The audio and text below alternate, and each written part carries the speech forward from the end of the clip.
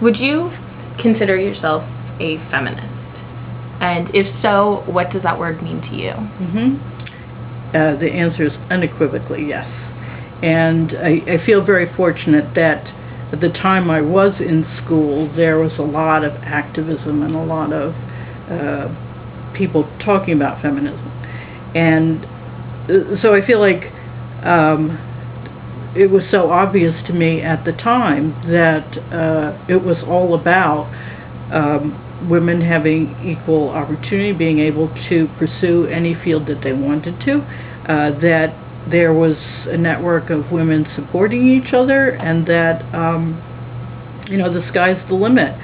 So to me, feminism was obvious, and in some respects there weren't role models because I didn't have women professors in engineering. So I wouldn't say it was role models that I was thinking about, but more a sense of looking around me and knowing that other women who were fellow students all wanted the same thing I wanted, which was to be given a chance to do what we could do.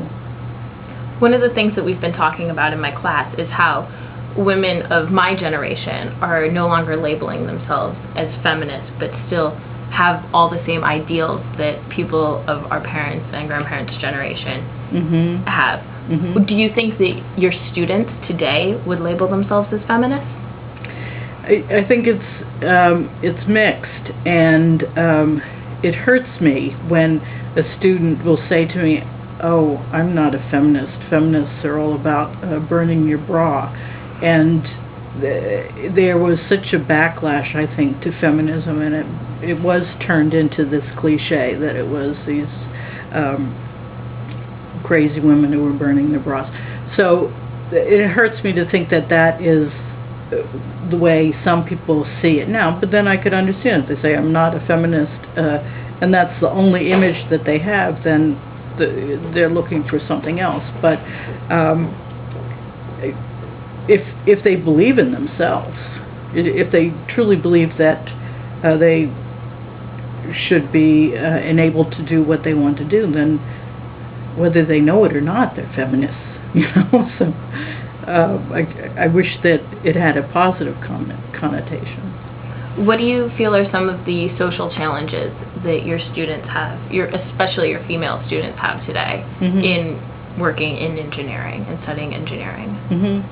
I think that what the problems are these days is that many of the overt forms of discrimination have gone, but at the same time people are comfortable. They expect to see women in the classes. They expect to see women who are going to work in industrial settings and go into professions like engineering. But in some cases I think that companies look at it as, well, we hired a woman. So yes, you did hire one, but that doesn't mean you're done with it. We're not finished. You have to hire 2 and 3 and 4. You have to keep this up. It's not just a one-time thing. So there's sort of this idea that the door has been opened and women can go into these professions, but it's not entirely welcoming even now. I understand that you were the first female professor that was hired for the engineering department, and you're currently the only female professor in your department right now. Is that true? When you first started teaching here, what were some of the things that you had to deal with, and how did your male students react to having a female professor? So 30 years ago I came, and I was the first woman in engineering, and since then other departments have hired women, and also in most cases 2 and 3. My department has grown in peculiar ways because it was a merged department. We haven't had that many chances to hire, so we keep trying to hire another woman, and we haven't been successful yet. But I think at first it was the silly things. We had a sign-up sheet for a faculty meeting, and then when the attendance list was given, it was broken out by the men and then the women, so that under the women it was only my name. It seemed kind of silly to bother just listed as faculty, in attendance, yes. faculty. So I had to be there, sort of like sticking out as a sore thumb that I was there.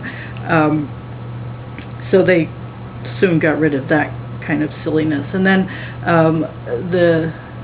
there were women engineering students, and they had a student chapter of Society of Women Engineers.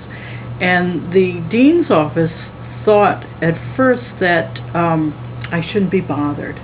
I shouldn't have people, take up my time. So they never bothered to tell the students that there was a woman faculty member here and that they could have a faculty advisor. So about 6 months after I'd been here, someone from the New Jersey professional section said, "Oh, well, why aren't you the student advisor?" And we sort of worked our way through it to find out that it was just in the dean's office that, they said, "Oh, well, she's really busy, and I'm not sure you should bother her now." And the truth was that of course I wanted to be their advisor, and once we finally got past these silly little preconceived notions that just because I was a woman I shouldn't be the advisor, I should be the advisor if I wanted to, but they were afraid to ask me, we got past that, so that was okay. I don't think I ever had any issues with the students. The undergraduates, I think, because they make that transition from high school. In high school, you often have female science teachers.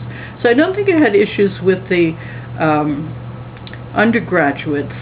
And I've had issues with my colleagues just because they have their own preconceived notions of wives versus, women that they know. But we've worked through most of those.